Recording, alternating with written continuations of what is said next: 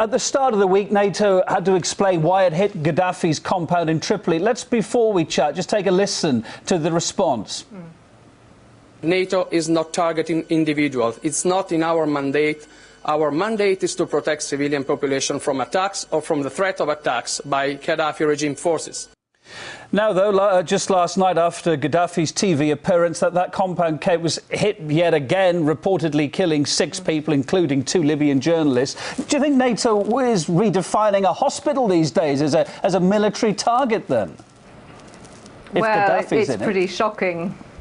Well, yes, I've been watching the coverage, as everyone has, and there was a mention there that NATO is going beyond its remit. Absolutely. When the UN Security Council voted to take action against Libya, it was designed, as they said, to protect civilians. And now it seems that with the escalation of the air attacks, I think they say that they've flown round about 6,000 missions now, they are hitting, as it seems, more and more civilian targets. And this is of great concern, and I very much hope that the international community takes a strong stand against this. Otherwise, more and more civilians will be killed. And of course, we've heard from a UN agency today expressing concern to the Security Council that civilians are suffering in a number of ways, shortages of food and so on, as a result of the airstrikes. And what about this news today that the Obama administration's reportedly invited Libyan rebel leaders to meet in the White House Friday, on top, of course, of Wednesday's announcement of an EU mission in Benghazi?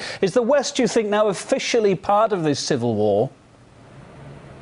Well, it seems so. It's been looking increasingly like that for a number of weeks. And of course, this again raises the question of international law, which is one of our greatest concerns. As we understand it, it's not legal to intervene within civil wars. And I think inviting those leaders to Washington for talks shows that Obama is disregarding that aspect of international law. Where these things will then lead, who knows? But it's trampling upon the very legal structure that our states have built up over decades. Well, how far do you think NATO will be prepared to go in interpreting the terms of that UN resolution?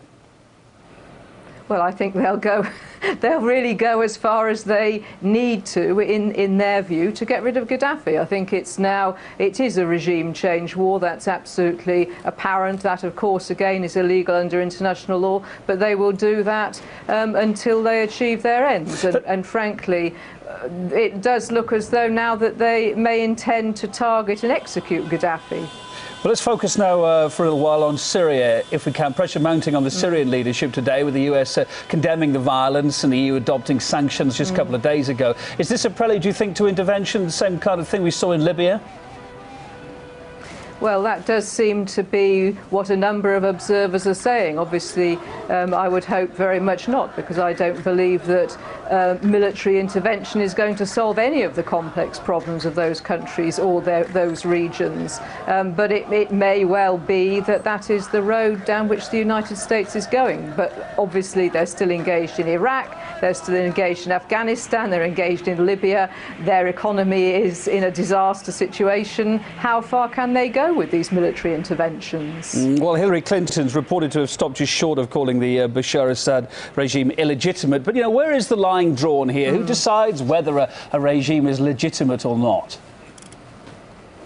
Well, I think that's a very difficult question, but certainly it's not down to individual states to do that. And I think that obviously in an ideal situation, it is the people of that country which come to that decision, and one would aspire to a situation where all peoples are entitled to vote to decide on the legitimate governments of their countries. What we don't need is foreign powers intervening militarily to try and impose or change a regime that doesn't suit them. You know, we've heard rhetoric from the United States and others over the past few weeks about the need for democracy and so on. We've seen them backing some movements that they like, but we've seen them helping to suppress popular dissent in places like Bahrain. You know, there is not a level playing field here. There is not an even-handed approach to principles of self-determination and human rights. And I think the West needs to take a hard look at itself and stop intervening in what are essentially, what can essentially be interpreted as its own interests. Well, indeed. I mean, I'm thinking Egypt and Tunisia as well. I mean, the West supported revolutions there, but sectarian clashes in both countries, more clashes in Tunisia as well, recently show, I guess, that these states are still far from stable. Has the West, do you think, backed the wrong horse? Well, I think, interestingly, the West came to support the people in those countries, having initially urged, well, calm and even-handedness. I think that Mr. Blair, our former Prime Minister, was heard to say that Mubarak was a good ally of the West. You know, so it's not been a one-way street of the West supporting democracy movements or popular movements for democracy. And I think that this is something that people need to be very aware of. And if the US and the West are going to go into other countries, what are their motivations here? This is an important question.